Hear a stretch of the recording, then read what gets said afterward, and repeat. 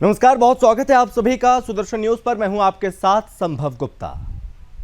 जहां एक तरफ पूरे देश में बेटी बचाओ बेटी पढ़ाओ की मुहिम जारी है, तो वहीं देश में रहने वाले कुछ कट्टरपंथी सोच के मालिक इस नारे को असफल करने में अपनी जी जान लगा रहे हैं। दरअसल आज हम बात करने वाले हैं एक बेटी मुस्कान की, जिसने जन्म तो एक मुस्लिम घर में लिया, पर उसके कर्म और उसकी सोच उसे एक हिंदू बनाती है। मुस्कान को बुर्का पहनना पसंद नहीं है, मुस्कान को मांस खाना भी पसंद नहीं है, मुस्कान पढ़ना चाहती है, लेकिन उसका परिवार जबरदस्ती उसकी शादी कराना चाहता है। लेकिन परिवार मुस्कान के सपनों को कुचलना चाहता है और इन्हीं बातों से परेशान मुस्कान अब मुस्लिम से हिंदू धर्म अपनाना चाहती है। लेकिन इस राह में बहुत सारे रोड़े हैं, लेकिन घर से लेकर पुलिस तक हर कोई बस मुस्कान की मुस्कान को छीनने में लगा हुआ है। यहां तक कि वो न्यायपालिका से भी गुहार लगाती है, लेकिन मुस्कान का मजाक उड़ाया जाता है। अब ऐसे में बड़ा सवाल खड़ा होता है कि जो कानून हमें जीने का अधिकार देता है, क्या वो कानून भी मुस्कान की मदद नहीं करेगा? आखिर पूरा मामला है क्या, आप इस रिपोर्ट में देखिए।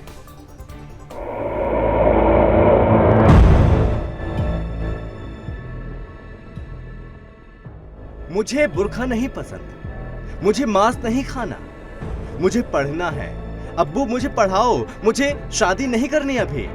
ये आवाज एक मुस्लिम लड़की की है, जिसे उसके ही अब्बू और अम्मी दबाना चाहते हैं, क्योंकि बुर्का नहीं पहनेगी और मांस नहीं खाएगी तो जन्नत कैसे मिलेगी, कैसे खुश होगा हमारा खुदा। यही सोच हर जिहादी की है, यही सोच हर आतंकी की है। उन्हें सिर्फ हिंदुओं से ही दिक्कत नहीं है, दिक्कत अच्छाई से है, दिक्कत सच्चाई से है, दिक्कत हर उस इंसान से है जो अच्छा काम करता है और अच्छा काम करना चाहता है, आगे बढ़ना चाहता है। और शायद इसलिए आज एक मुस्लिम लड़की मुस्कान इंसाफ मांग रही है। उसे बुर्का और मांस नहीं पसंद, उसे पढ़ना है और बीच में आ रहा है उसका धर्म, और इसी वजह से वो हिंदू बनना चाहती है। जिहाद धर्म में रहकर वो खुश नहीं, और इसलिए उसने घर छोड़ के न्याय के लिए कानून के पास जाना चाहा। इस काम में एक हिंदू लड़के अमित ने उसकी मदद की, क्योंकि मुस्कान ज्यादा पढ़ी लिखी नहीं थी, पर छोटी सोच और गंदी मानसिकता ने इन जिहादियों को इस कदर जकड़ रखा कि ये अपनी बहन बेटी का भी अच्छा नहीं सोच सकते। मुस्कान के जिहादी घर वालों ने अमित और अमित के जीजा को पकड़ के पीटना शुरू कर दिया, मार मार के अधमरा कर दिया। मुस्कान थाने में गई, इंसाफ के लिए दर दर भटकी कानून मंत्री तक पहुंची, पर उसको इंसाफ नहीं मिला, और इसका मुख्य कारण है न्यायपालिका। जी हाँ, मुस्कान को इंसाफ नहीं मिला क्योंकि जज खुद मुस्लिम थी। उसने मुस्कान की बातों को हंसकर टाल दिया, क्योंकि जिहादी तो आखिर जिहादी ही होता है। मैं नीचे कोर्ट में आई हूँ और मैं भी मोमडन हूँ और वो जज भी मोमडन है। जो मैंने कहा कि मेरे बयान होने चाहिए, लेकिन उन्होंने हंसकर टाल दिया, और आयु ने भी हंसकर टाल दिया। वो तो मजाक ही ले रहा है, सोच रहा है कि मुसलमान धर्म में हम उनकी मुल्लाओं को, कट मुल्लाओं को दे दो उनकी लड़की, लेकिन मैं नहीं जाना चाहती हूँ, मुझे हिंदू धर्म में रहना है। और मुस्कान का आयु यानी कि यशवीर नेगी, जिसको मुस्कान की मदद करनी चाहिए, वो पैसों की डिमांड करता है। एक बार 35,000 लेने के बाद भी दूसरी बार 1 लाख की मांग करता है, डराता है, धमकाता है। इन सब से तंग आकर जब कहीं भी मुस्कान को न्याय की उम्मीद नहीं दिखी, तो अंत में मुस्कान एक नई उम्मीद के साथ सुदर्शन मुख्यालय पहुंची, क्योंकि उसे उम्मीद है कि सुदर्शन उसको इंसाफ जरूर दिलाएगा। News desk, Sudarshan news.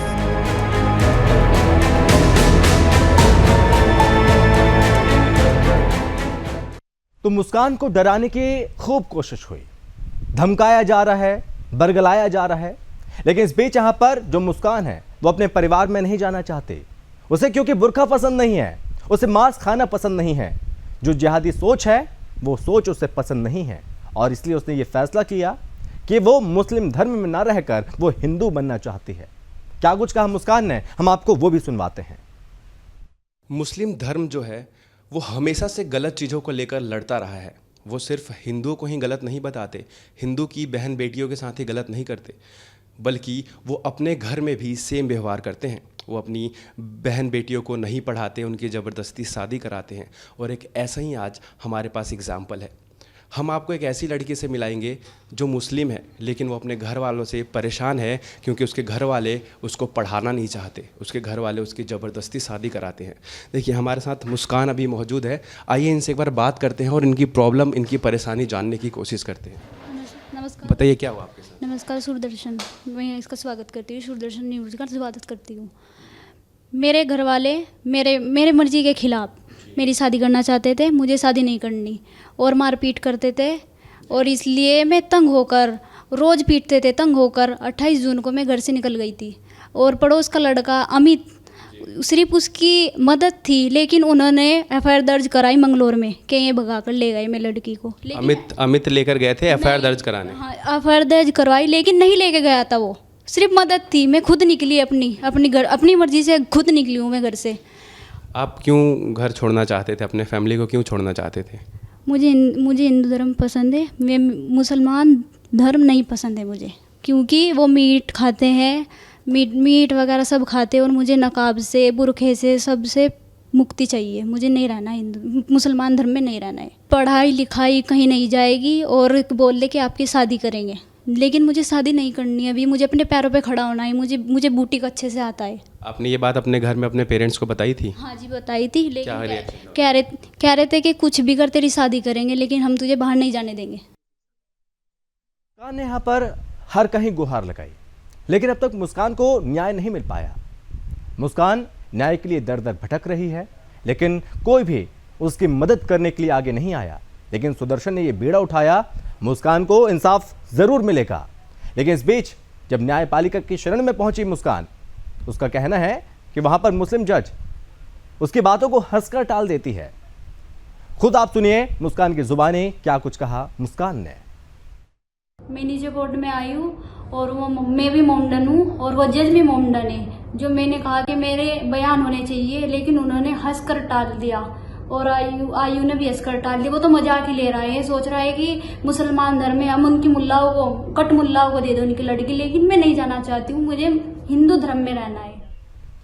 तो मुस्कान ने हर जगह पहुंचकर सोचा कि शायद उसे वहां से इंसाफ मिल जाएगा। शासन प्रशासन से लगातार गुहार लगाती रही। इस बीच यहां पर एक बार फिर से मुस्कान ने यह अपील की है प्रधानमंत्री नरेंद्र मोदी से, और कहा उसने साफ तौर पर कि बेटी को बचाइए। जो नारा है, कम से कम उस नारे की लाज रखिए, इस नारे को बदनाम मत होने दीजिए। क्या कुछ कहा मुस्कान ने, आप एक बार फिर से वो सुनिए। मोदी जी कहते हैं बेटी बचाओ बेटी पढ़ाओ। मैं अपनी जान की गुहार लगाती हूँ, मुझे इंसाफ चाहिए और मुझे जीने की भी दिल नहीं कर रहा है, मेरा जीने का भी दिल नहीं कर रहा है। मैं दर दर भटक रही हूँ, आज 76वां दिन है। मोदी जी आपकी बेटी, आपकी बच्ची दर दर भटक रही है, इसके लिए कुछ करो मोदी जी। आपसे अपनी जान की गुहार लगा रही हूँ। ना कोई जज, ना कोई पुलिस, ना जाने कहाँ कहाँ भटक रही हूँ, नैनीताल, हरिद्वार, रुड़की, देहरादून, लेकिन मुझे कोई इंसाफ नहीं मिल रहा है। कोई नहीं, बस आप ही बचा सकते हो मेरी जान, जो आप अपनी बच्ची मानते हो मुझे। तो यहाँ पर गुहार लगाई है मुस्कान ने प्रधानमंत्री नरेंद्र मोदी से और कहा कि उसकी सुरक्षा होनी चाहिए, उसकी जान को खतरा है, क्योंकि उसका पूरा परिवार उसकी जान के पीछे पड़ा हुआ है। और इस बीच यहाँ पर जो भी मुस्कान की मदद करता है, पुलिस प्रशासन उसको मारती है, पीटती है। ऐसे ही हुआ मुस्कान के दोस्त के साथ, क्योंकि जो मुस्कान का पड़ोसी है अमित, वो उसकी मदद कर रहा था। लेकिन इस बीच यहाँ पुलिस को ये नागवार गुजरा। इसके बाद यहाँ पर अमित के पूरे परिवार को पीटा और अमित के जो परिवार है, जो रिश्तेदार, उनको प्रताड़ित किया जा रहा है, उन्हें परेशान किया जा रहा है। और इस बीच यहाँ पर जो अमित लड़का है, उस युवक के जीजा को किस तरह से पीटा, आप उस जीजा की, सोनू की खुद जुबानी सुनिए। मैं अमित का जीजा हूँ। मेरा सिर्फ ये था कि अमित का जो हाई कोर्ट से स्टे था वो लेकर उनके घर पे गया। मैंने बोला मगर स्टे है उसका, घबराने वाली कोई बात नहीं। तो पुलिस वाले आए, गाड़ी आई पुलिस की और मुझे उठाकर लेकर चल दिया। मैंने स्टे दिखा तो स्टे पैड का फेंक दिया। फिर मुझे चौकी ले गए, वहाँ ले जाकर मुझे बंद कर दिया। मैंने कहा भाई तुम्हें राइट नहीं है मुझे बंद करने का। उन्होंने बोला कि हमें नहीं पता, साहब यहाँ है नहीं, साहब का ऑर्डर है। उसके बाद मुझे पीछे रूम में ले गए और मार पिटाई शुरू कर दी। उसमें एक चौधरी आदेश कुमार नाम का था जो PRD था और जल सिंह होमगार्ड था। मुझे बोला कि 35,000 रुपये दे, साहब ने बोला है कि 35,000 रुपये ले लो इससे, फिर छोड़ दो। फिर मैंने पैसे का जुगाड़ करा, फ़ोन करके मंगाए, पैसे दिए, तब मुझे छोड़ दिया वहाँ से। और अब भी 1 लाख की मांग कर रहे हैं कि 1 लाख रुपये दे दो, मामले को रफा दफा कर देंगे। मैं बहुत परेशान हूँ, 15 दिन हो गए, मैं इसके चक्कर में अपना काम भी सब छोड़ दिया। और मैं सुदर्शन न्यूज़ से ये चाहता हूँ कि इन्हें इंसाफ मिले और हमें भी इंसाफ मिले, क्योंकि पुलिस बहुत भ्रष्ट हो चुकी है। बीजेपी की सरकार है, कहते हैं कि मोदी जी ये कर रहे हैं वो कर रहे हैं, लेकिन बीच में जो लोग हैं, प्रशासन है, वो कुछ भी नहीं कर रहा है, पैसे से अलावा कुछ नहीं। अब भी 1 लाख रुपए की मांग हो रही है। तो जो पुलिस प्रशासन है वो पैसे यहाँ पर छीलता है, पैसे यहाँ पर मांगता है, पैसे की डिमांड की जाती है और उसके बाद यहाँ पर इस केस को रफा दफा करने की बात कही जाती है। पैसा पहले दिया भी जाता है, लेकिन उसके बाद यहाँ पर पुलिस फिर से दबाव बनाती है और कहती है कि और ज़्यादा पैसा दो। लेकिन इस बीच यहाँ पर मुस्कान की कहानी अभी भी वही है, जस की तस बनी हुई है। अभी भी मुस्कान को इंसाफ नहीं मिला। और इस बीच यहाँ पर जो वकील है, मुस्कान के वकील जो केस लड़ रहे हैं मुस्कान का, उन्होंने क्या कुछ कहा, आप वो भी सुनिए। इसके अमित, जो लड़का अमित पुत्र सनसपाल है, उसको टारगेट किया गया, क्योंकि उस लड़के की गलती सिर्फ महज इतनी है कि उसने इस लड़की की हेल्प की। ये लड़की जो है ना मुस्लिम धर्म को अपनाना नहीं चाहती। ये इसके घर वाले जो है ना दबाव डालते थे कि शादी करो, ठीक। उससे परेशान होकर घर से निकली थी। उसके बाद अमित के खिलाफ मुकदमा पंजीकृत हुआ। उसके बाद वो हाई कोर्ट ये भी साथ में गई और हाई कोर्ट उसने अरेस्टिंग स्टे लिया। अरेस्टिंग स्टे के बाद जब अमित का जीजा जो सोनू है, वो अरेस्टिंग स्टे दिखाने के लिए अमित के घर गया, तो बीच में ही जो SI इस मुकदमे का है, यशवीर सिंह नेगी, उसने इसको वहाँ से उठा लिया, उठा करके थाने ले गया और इसकी जो बेहद पिटाई की। ये 35,000 रुपये देकर इनसे 35,000 रुपये ले, उसके बाद इसे छोड़ा, ठीक। उसके बाद मुस्कान ने SSP के यहाँ लेटर दिए कि मुझे जो है ना मेरे बयान, जहाँ मैं सुरक्षित महसूस करती हूँ वहाँ मेरे बयान दर्ज करा जाएँ। 20/8 को इसने एप्लीकेशन दी। उसके बाद यह मेरे पास 2/9 को मेरे पास आई। मैंने SSP Haridwar, IG Dehradun, DIG Dehradun और कानून मंत्री भारत सरकार को भी इसके प्रार्थना पत्र दिए। उसके बावजूद भी कोई कार्रवाई इसमें नहीं लाई गई, कहीं से भी कोई रिस्पॉन्स नहीं आया। नहीं।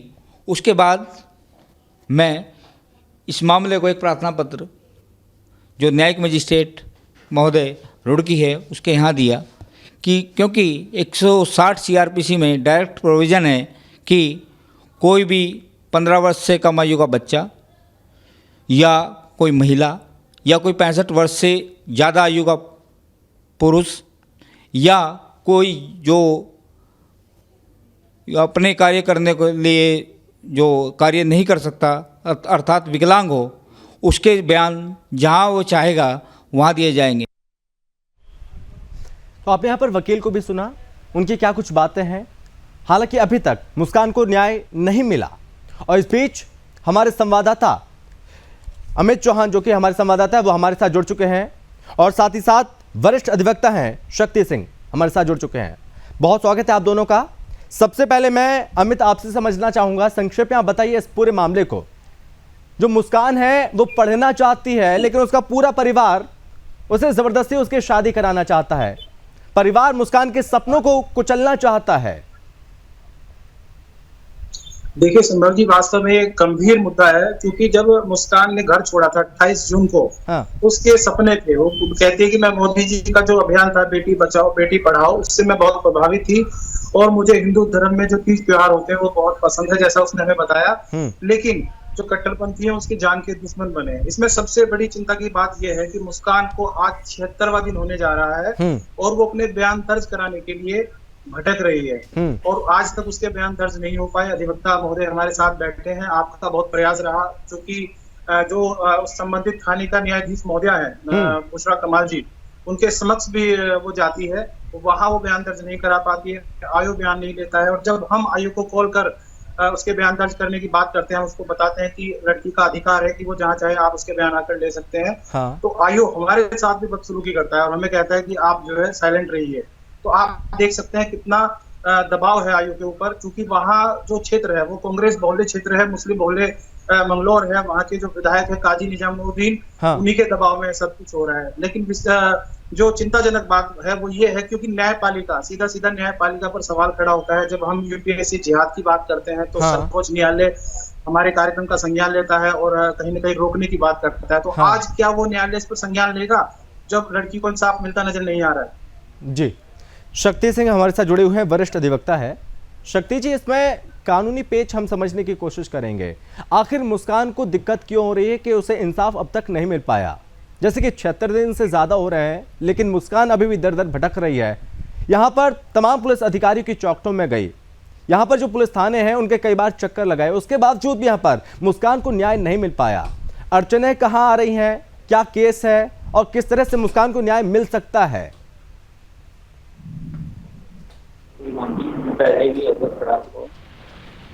और इसके लिए प्रयासरत मैं रहा हूँ। हाँ। ये लड़की मेरे पास 1/9/2022 को आई थी। उसी तारीख को मैंने एसएसपी हरिद्वार, आईजी, डीआईजी और जो कानून मंत्री है सबको अपने प्रार्थना पत्र इसके द्वारा बातें बताई गई वो सब भेजी। उसके बाद मुझे कुछ होता मालूम नहीं दिया। उसके बाद जो है ना, मैंने कोर्ट में एक प्रार्थना पत्र 3 तारीख को दिया, जिसको जज महोदया द्वारा ये कहा कि मैं इसे रिपोर्ट मंगाती हूँ।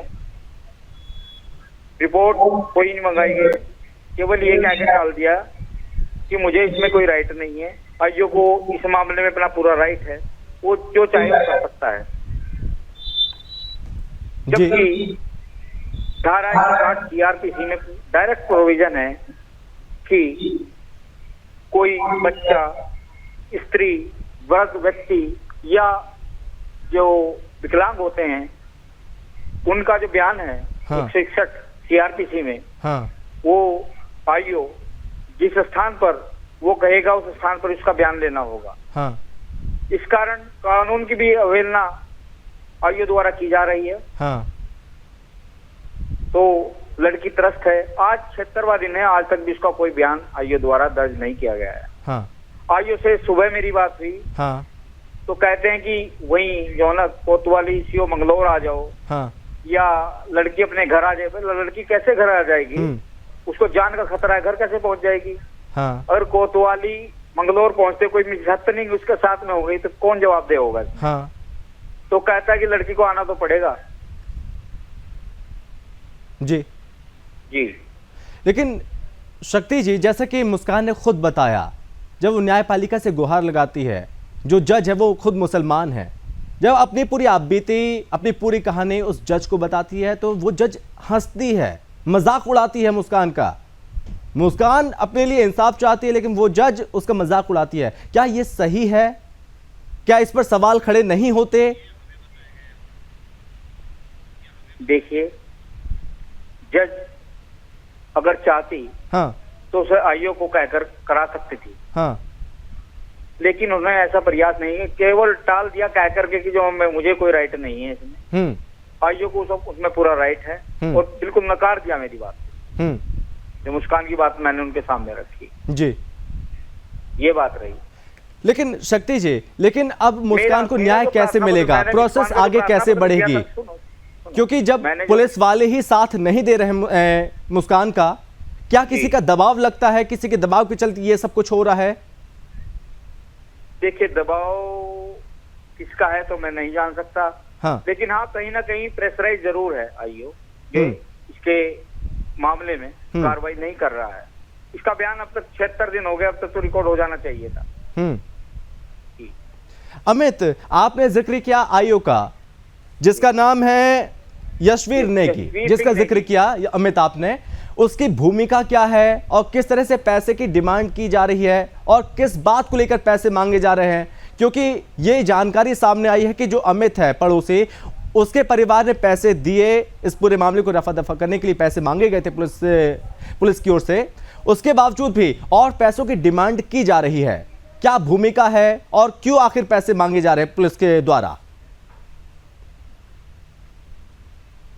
मैं आपको बताऊं संभव जी, अमित जब हाई कोर्ट जाता है, हाँ। हाई कोर्ट से वो वहां पर अपना रेस्टिंग स्टे लेकर आता है, क्योंकि लड़की के बाप द्वारा अपहरण का मुकदमा अमित के खिलाफ किया जाता है। हाँ। अमित के रिश्तेदारों को सबको आयोग जो है वो उठा लेता है और हाँ। उनको जो है वहां पर प्रताड़ित किया जाता है। इसी संदर्भ में जब अमित हाई कोर्ट जाता है, हाई कोर्ट से अरेस्टिंग स्टे लेके आता है, जिसमें 14 अक्टूबर तक का अरेस्टिंग स्टे हुआ है। हाँ। तो उसका जो अमित का साला है, जो रिश्तेदार है, वो आयोग वो कॉपी लेकर वहां जाता है मुस्कान अमित के घर पर, अमित के घर वालों को ये बताने के लिए कि घबराने की जरूरत नहीं है, अमित सुरक्षित है और माननीय न्यायालय द्वारा अरेस्टिंग स्टे दे दिया गया है। इसी बीच कुछ जिहादी जो है वो वहां पर पुलिस प्रशासन को कॉल करते हैं, आयोग अपने 2 कांस्टेबल को वहां पर भेजता है। वो कांस्टेबल उस प्रति मतलब आदेश की कॉपी को नकारते हुए, उसको ना मानते हुए सोनू को अरेस्ट कर लेते हैं। ये बात हमें पता चलती है, हम दबाव वहां पर आयोग पर बनाते हैं और वहां के जो 2 कांस्टेबल पीआरडी जवान और एक कांस्टेबल आदेश और एक नाम मैं भूल रहा हूँ, वो जो थे जी। अमित मैं आपके पास लौटूंगा और इस बीच हमने संपर्क किया है आयो जो यशवीर नेगी है, उससे खुद संपर्क किया। घंटी भी जा रही है, अगर फोन उठाएंगे तो उनसे बातचीत करेंगे। वेल जा रही है, घंटी जा रही है, हालांकि अभी तक फोन नहीं उठा है यशवीर नेगी का, जो इस पूरे मामले को इन्वेस्टिगेट कर रहे हैं और जिन पर सवाल भी खड़े हो रहे हैं। देखिए ये घंटी यहाँ पर जा रही थी लेकिन अभी तक फोन नहीं उठाया। ये वही यशवीर नेगी एसआई आईओ जो कि इस सवालों के घेरे में है। यहाँ पर पैसे की डिमांड की जा रही है, जो मुस्कान है उस पर दबाव बनाया जा रहा है और डराया जा रहा है, धमकाया जा रहा है। अमित आपने भी सुना, घंटी जा रही है, फोन नहीं उठा रहे हैं यशवीर नेगी। मैं खुद प्रयास करता हूं, मैंने खुद कई बार कॉल किया है उनको। हाँ। और लास्ट टाइम तो उन्होंने मेरे साथ बदसलूकी करना स्टार्ट कर दिया। मैंने आपको ऑडियो भी भेजा है। हाँ। उसने स्पष्ट कहा कि जहां मेरी मर्जी होगी वहां मैं बयान लूंगा, चौकी आना पड़ेगा तो आना पड़ेगा। मैंने कहा ये तो कोई जबरदस्ती नहीं हुई, लड़की का अधिकार है, राइट है, कानून ने उसको अधिकार दिया है। हाँ। लेकिन उसने कानून को मानने से स्पष्ट इनकार कर दिया। उसने कहा कि जहां मैं चाहूंगा बयान वहां होंगे और जब मैं चाहूंगा तब होंगे। आप स्वयं देखिए 76वां दिन किसी मामले में हो गया, आज लड़की के बयान नहीं हुए। लड़की ने हरिद्वार में अधिवक्ता हायर किए हुए हैं, नैनीताल में अधिवक्ता हायर किए हुए हैं, रुड़की में हायर किए हुए हैं। ये लड़की कब तक धक्के खाएगी, कब इसकी मुस्कान लौटेगी? लास्ट टाइम इसने, आपको बता दूं संभव जी, सुदर्शन में हमारा जो प्रमुख कार्यक्रम आता है बिंदास बोल, उसमें जब श्री माननीय चौहान के जी को कॉल कर अपनी मतलब जान की रक्षा की बात की, तब इस मामले को हमने गंभीरता से लिया और हम ग्राउंड जीरो पर उतरे। लेकिन जो पिक्चर हमारे सामने थी वास्तव में वो बड़ी दुखद थी। जब हमने सिस्टम को समझा तो बहुत दुख हमें हुआ। हमने अधिवक्ताओं से बात की, अधिवक्ता भी इस मामले पर खुलकर आए। ये पहली बार हुआ है कि अधिवक्ता भी खुलकर इस मामले में बोल रहे हैं। लेकिन अमित, परिवार, मुस्कान का जो परिवार है वो क्या कह रहा है? और क्योंकि ये खबर भी सामने आई है, जैसे कि आपने बताया, जो क्षेत्रीय विधायक है काजिमुद्दीन, उसका भी दबाव है कि कैसे भी करके इस लड़की को यहां पर लेकर आया जाए। ये पुलिस पर दबाव बनाया जा रहा है जी।